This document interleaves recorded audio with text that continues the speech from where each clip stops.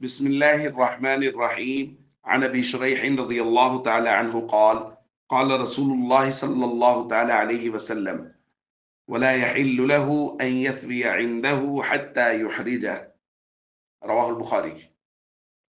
نبی کریم صلی اللہ علیہ وسلم نے ارشاد فرمایا کہ مہمان کے لیے جائز نہیں کہ وہ اپنے میزبان کے پاس اتنے دن ٹھہر جائے کہ اسے تنگی میں ڈال دے. دوستو، شریعت مطہرہ کا یہ مزاج ہے کہ جب دو لوگ آپس میں کوئی معاملہ کر رہے ہوں تو شریعت دونوں کے لیے الگ الگ ہدایات دیتی ہے. جیسے مثال کے طور پہ ایک آدمی نے دوسرے سے قرض لیا تو قرض دینے والے کو ہدایات الگ دی جائیں گی اور قرض لینے والے کو الگ. قرض لینے والے کو کہا جائے گا کہ جلدی لوٹانا، اور قرض دینے والے کو کہا جائے گا اگر لوٹانے میں کچھ تاخیر ہو جائے تو تم عفو و درگزر سے کام لینا. بالکل ایسے ہی مہمان اور میزبان کے لیے الگ الگ آداب و احکام بیان کیے گئے ہیں.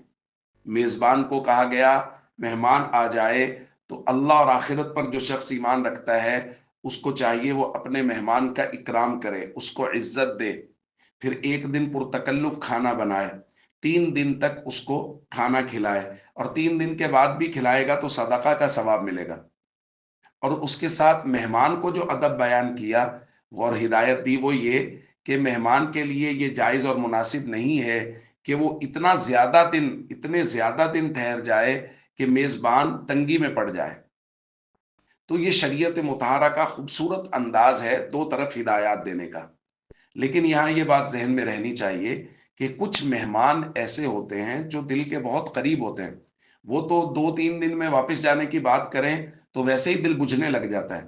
جیسے بیٹیاں اپنے والدین کے گھر جب جاتی ہیں، یا کوئی استاذ اپنے شاگرد کے گھر آتا ہے، یا کوئی بہت قریبی دوست جب کسی دوست کے پاس جاتا ہے تو وہ تو جب بھی واپس جانے کی بات کریں تو دل بجھ جاتا ہے.